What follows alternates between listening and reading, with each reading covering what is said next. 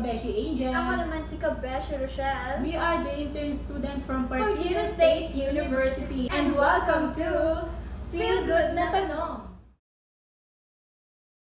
Hello Beshi, magandang hapon sa'yo. Ano ba yung meron ngayon? Bakit andito tayo? Ayan, Beshi. Andito nga tayo ngayon dahil meron tayong isang espesyal na bisita. Ipapakilala na natin siya agad-agad. Walang kuskus balumos. Nandito ang nag-iisang Papa P ng Love Radio Naga. As in P, napapaibigin ka. At P, napapaligayahin ka. Pero P, napapaasahin ka. Charot! Let's all welcome ang nag-iisang Rico Paniero! Alam ko kung saan Hi, hello. Ayan, magandang hapon sir. Kamusta naman po kayo? Okay lang, masaya. Kayo? Kinakabahan? Kinakabahan. Chill lang tayo. Kamusta naman po ang pagiging isang Rico Paniero? Masaya. Nag-enjoy sa ginagawa ko. At masaya. Overall, masaya. Masaya. Handa na ba kayo sa ating feel good tanungan for today? Ready na. Actually, nagre-rehearse nga ako sa backstage. Ayan, para sa kaalaman ng lahat, kailan nga ba nagsimula ang isang Rico P bilang isang DJ? Nag-umpisa ako way back 2016. Pero sa ibang radio station pa. Tapos, 4 years ako doon, and after 4 years, nandito na ako sa Love Radio. Ano po yung nag-utsok sa'yo para masukin ang industriya ng pagiging DJ? By accident, napunta ako sa industriya ito by accident. Kasi, isa akong music lover, tapos, nagbabanda ako, member ako ng choir. Parang, challenge ko yung sarili ko na, ano pa ba yung magagawa ko besides sa pag ganito, pag ganyan, pero related pa rin sa music. Pero hindi ko siya totally yung sinadya na yung kinareer ko na mag-DJ ako, hindi. As in, by accident lang siya. Kasi yung sa dating radio station na pinagtrabahuan ko, nagkaroon doon ng singing contest. Sumali ako. Dala ng pangangila. Sumali ako doon, tapos after a month, syempre, nung sumali ako doon na katropa ko yung mga DJs doon. Tapos after a month, naghanap sila ng panibagong DJ kasi isang DJ doon nag-resign. So nag-try ako. Try lang ako kasi that time nagkataon lang na kaka-resign ko lang din sa call center. And syempre naghahanap ng panibagong trabaho. And ayun, parang sabi ko kung ano lang yung mahanap kong trabaho, and yun na nga nag-post sila sa Facebook nila na hiring sila. So tinry ko lang. Hindi naman yung yes, pagkakataon ko na to baka maging hindi. Parang ito trabaho. Sige, gagatin na natin to, and the rest is history. So, paano naman sir yung masasabi yung naging advantage or magandang ambag sa buhay mo? First of all, sa personal aspect ko, tumaas yung self-confidence ko. Tumaas yung self-esteem ko. Kasi ang baba ng self-confidence ko parang tingin ko sarili ko parang hindi ko kaya gawin ito. Hindi ko magagawa yan. Yung mga ganun. Parang yung yung regular lang na mga gawain. Ganun. Parang yun yung feeling ko. Tapos, syempre, financially, ayun, nakapagpundar din. Nakapag-provide sa family. At ngayon po, ano po yung masasabi niyo dahil nakikipagsabayan na rin po kayo sa social media?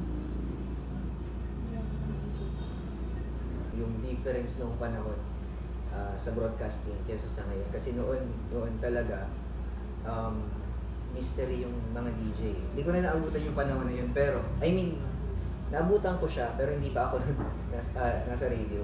Bata pa lang ako noon. And alam ko, aware ako na yung mga DJ noon, sa radio lang napapakinggan, tapos hindi mo sila nakikita. So ngayon, dahil sa social media, parang nawala yung mystery factor na tinatawag na, ay nakikita na. So parang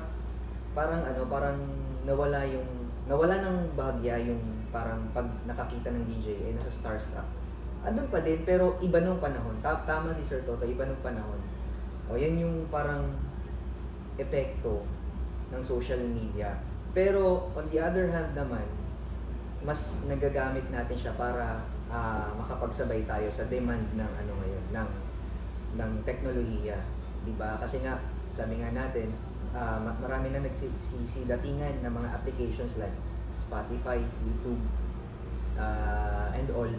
So yung radio kailangan makipagsabayan sa mga sa mga application, sa mga trending na media para sa communication. So may part na okay siya, may part na hindi naman totally okay, pero parang may parang may pagbabago lang. Kaya nga kailangan talaga na mag-adapt tayo sa kung ano yung meron ngayon para makasabay tayo sa trend. Ayan. Dumako naman po tayo ngayon sa usapang love life. Magbabalik ang! Yan.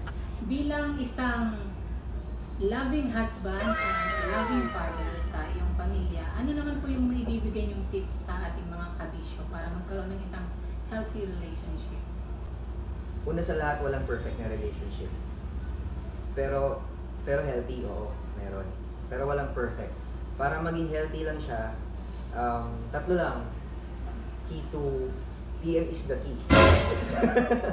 The key to a happy and healthy relationship. Una, open communication. Okay?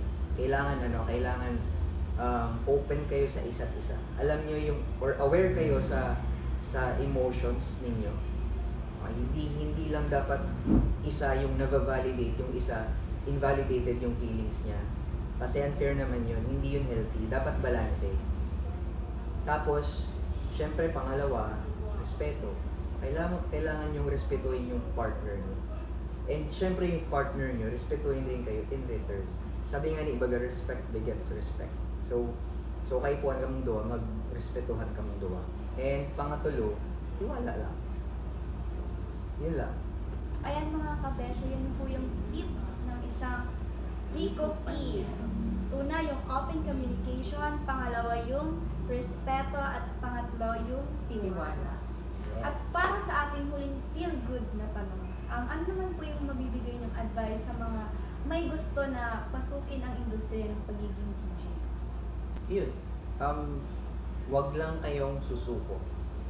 Kasi everyday naman may mga pagsubok na pagdaraan. Kapit lang. Tapos focus lang kayo sa goal. Focus lang kayo sa goal at ayun, samahan niyo ng sipag at tiyaga at syempre dasal. Ayan, maraming salamat sir sa pagsagot sa ating mga feel-good na tanong. At ngayon, para sa pinakahihintay ng lahat, let's do this fast talk. Talking or texting? Talk and text. Cooking for kuyaters. Kuyaters. Crazy thing you made for love? Gumastos para mapasagot siya ng oo. Pero hindi naman. O happiness. Chocolate para happy. Lights on or lights off? Depende sa sitwasyon, pero lights off. Sexiest part of your body. Kili-kili. Pinakamatinding intrigang sinabi sa'yo? Pogi raw ako. Workout to Charming lang. Workout to workshop. Workout. Tuwing kailan ka pinakagwapo? Pagkatapos maligo. Kiss o hug? Kiss sabay hug. Your favorite childhood TV show? Sineskwela. DJ o content creator? DJ, syempre. Best time of happiness? Best time of happiness, uwi ng bahay. Past, present o future? Present. From the scale of 1 to 10, gaano ka ka-weird?